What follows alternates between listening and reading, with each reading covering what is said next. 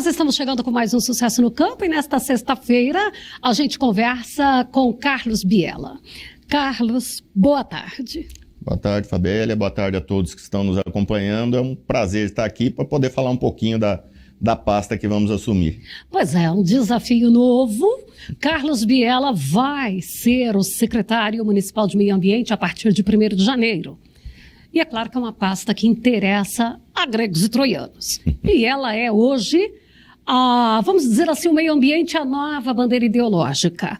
Porque chegam com aquele papinho, né, de meio ambiente e todo mundo faz carinha de zen. Mas fazer trabalhos, nem sempre. Vamos falar primeiro quem é o Carlos Biela. Bom, eu hoje me considero jataiense, já morando aqui tem 15 anos. Sou paulista de nascimento, mas goiano por adoção. Resido em Goiás desde 1986, por quase 20 anos em Caldas Novas. E nessa jornada toda eu fui atuando em diversas áreas. Comecei a minha jornada como responsável por laboratório de análises clínicas, pela minha primeira formação.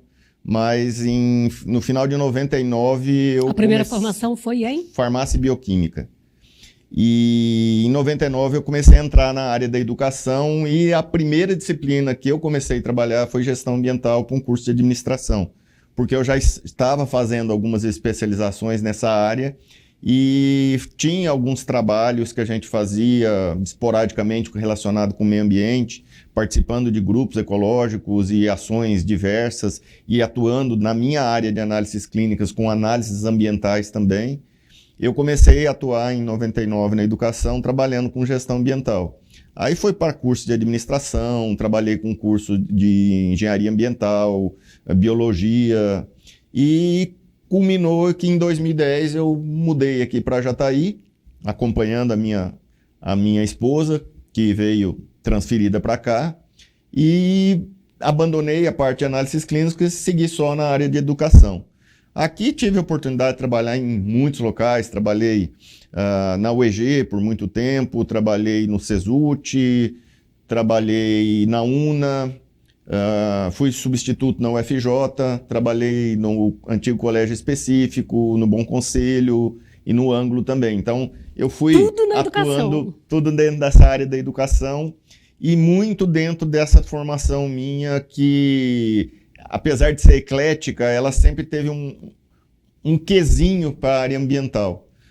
Depois de fazer a farmácia e bioquímica, eu graduei em geografia, sou mestre em geografia, tentando sempre associar a área da saúde, que é a minha primeira formação, com a área ambiental. Então, muitos trabalhos eu fazia isso. Até comentando aqui antes, né, trabalhos relacionados com qualidade de água, e isso veio ao longo do tempo, fazendo com que eu me apaixonasse pela questão ambiental. Em 2020, durante a pandemia, eu resolvi assumir a minha aposentadoria de vez e seguir fazendo meus projetos sociais, fazendo minhas atividades pessoais, que me ocupou grande parte do meu tempo. E, ao receber o convite do Geneilton, falei, é um grande desafio, mas de desafio que a vida é feita, então mais um que eu vou encarar de frente e, se Deus quiser, espero que Ele me permita fazer isso, levar nesses 4 anos da melhor forma que eu puder.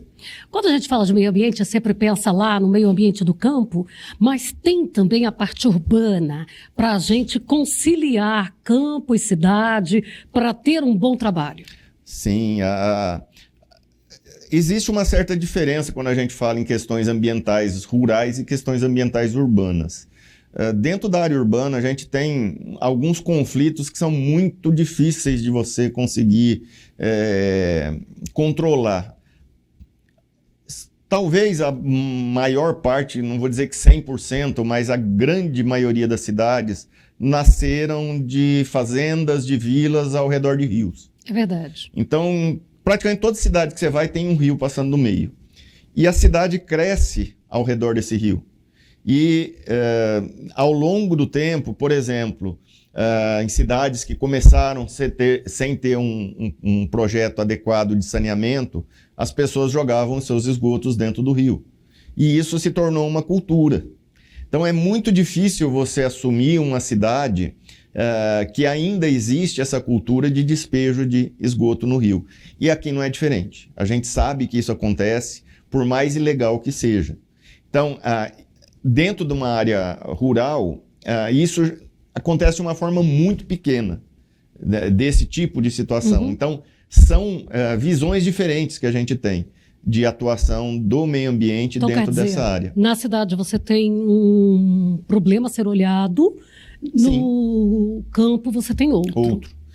No campo, por exemplo, que a gente percebe assim, é lógico, eu estou falando de uma forma bem genérica, Claro. porque nós ainda estamos num processo de transição aqui da prefeitura. Então, eu ainda preciso me inteirar do que está acontecendo ali, né, dos projetos que tem, mas assim, genericamente, nós sabemos que dentro da área rural existem aqueles problemas relacionados com desmatamento, com nascentes, com diminuição de volume de água, de perfuração, às vezes, de poços, de implementação de espécies exóticas, um problema sério que está aí relacionado com o javali, já até me vieram perguntar, você vai defender o javali, você vai defender para matar o javali?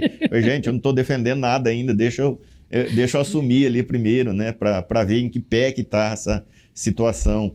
Então, problema existe em todas as áreas, em todas as esferas. Jataí não é diferente, mas a gente sabe que o trabalho que tem sido feito ao longo do tempo e a consciência do homem do campo relacionada com a preservação ajuda bastante, porque quem mais sai prejudicado com relação a danos ambientais talvez seja o produtor. Porque se ele não preserva a água, ele não tem uma água de qualidade para o seu próprio consumo, para dessedentar animais, ele não tem uma água em quantidade para fazer a irrigação da sua lavoura, o solo perde qualidade, então ele precisa disso. Porque a gente tem a visão errônea, né, de que o produtor rural quer desmatar tudo para plantar em tudo. Não é assim. Ele tem a lei a seu lado, né, que tem uma área legal que ele precisa preservar, depende também de um monte de fatores, se tem água correndo, se não tem e tal. Mas assim, ele tem essa visão. E ao longo do tempo aí a gente vem percebendo isso. A tecnologia, ela traz um benefício enorme no sentido de você, às vezes, não ter necessidade de tanta terra para produzir mais.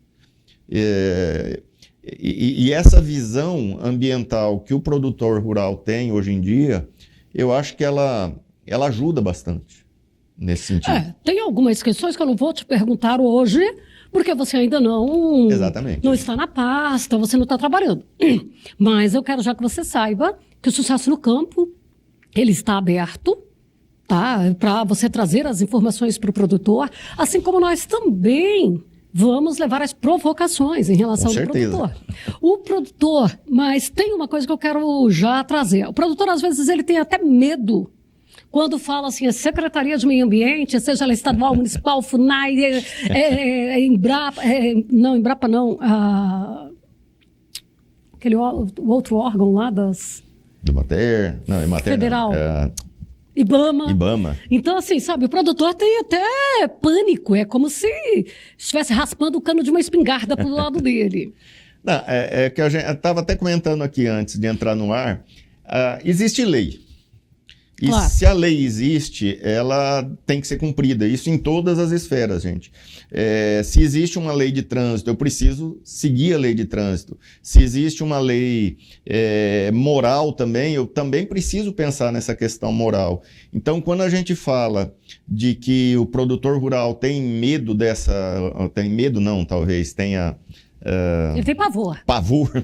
A verdade é essa, ele tem pavor. Tem pavor dessas questões ambientais. Assim, porque assim, né? Se eu cometo uma multa, uma falha, um crime de trânsito, eu tenho uma pena X, eu posso matar alguém lá e sair livre. Sim. porque foi um crime de trânsito. Se eu tiver um crime ambiental, eles vão embargar toda a minha produção. Então, as minhas dívidas estão com problemas porque eu não vou receber, não vou vender, não vou receber. Então, mas é isso que eu estou dizendo. Existe lei. Se a lei está sendo cumprida, eu estou tranquilo. Então, se eu sou um produtor rural e estou seguindo corretamente a legislação, estou preservando o que eu tenho que preservar, estou usando os meus defensivos, os meus produtos químicos na forma correta. E nós sabemos, gente, não sejamos hipócritas, que muitos adquirem produtos clandestinos. Claro, porque se tem o ladrão, sempre porque tem quem vai comprar. Exatamente. Porque o ladrão não está furtando defensivos para beber. O ladrão ele vive à margem da lei. E ao ser pego, ele vai ser penalizado por aquilo. Então, qualquer área que você atue dentro da legislação, você não tem que ter medo de nada. Obviamente, você vai ser, às vezes, denunciado por alguma razão e quando uma denúncia chega, por exemplo, numa secretaria do meio ambiente ou em algum órgão ambiental, é obrigação do órgão fiscalizar aquilo e levantar aquela denúncia. Então, muitas vezes acontece da secretaria, do IBAMA, da SEMAD, né, do órgão do Estado, fazer essa visita, essa busca, muitas vezes, porque ela é instigada a isso por força, muitas vezes, até do próprio Ministério Público. Então, você precisa ir lá fazer esse levantamento. Mas se o produtor rural está dentro dos padrões, está dentro da norma, Carlos, o produtor também se preocupa, porque às vezes ele quer pedir uma ajuda e ele tem medo.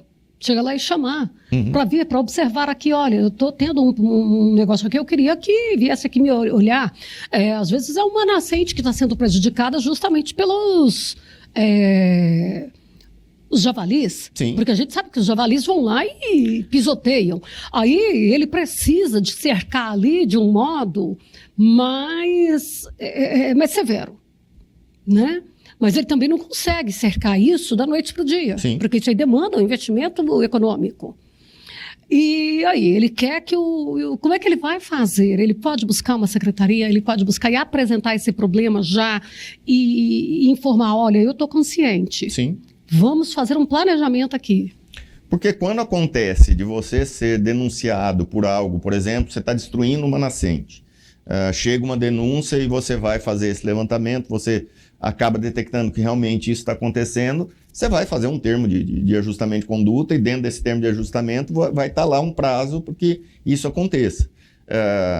Mas, às vezes, tudo que você faz pensando em resolver a situação demanda outros fatores, como, por exemplo, animais que estão fora da tua alçada ali e que vão chegar até lá. Então, pode ser que você organize tudo, o animal vai lá, leva aquela cerca no peito e destrói.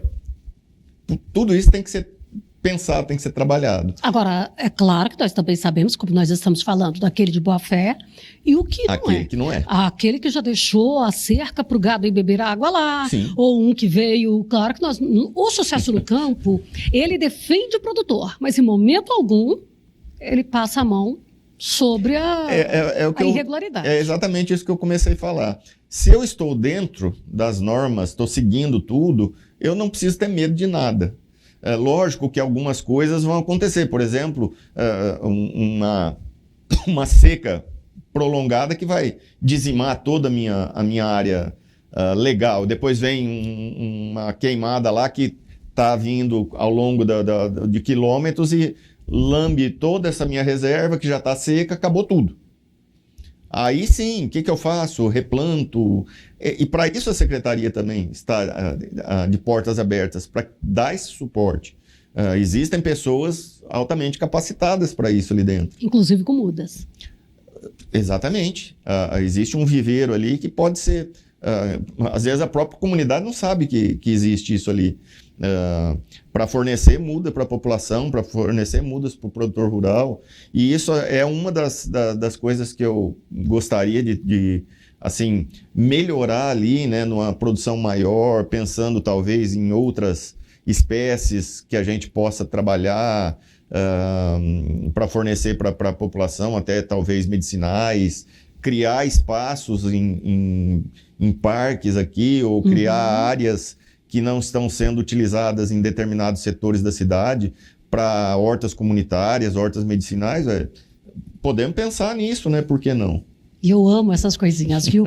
Olha, eu quero agradecer a sua participação conosco, nós vamos falar mais, tá? Sim, sim.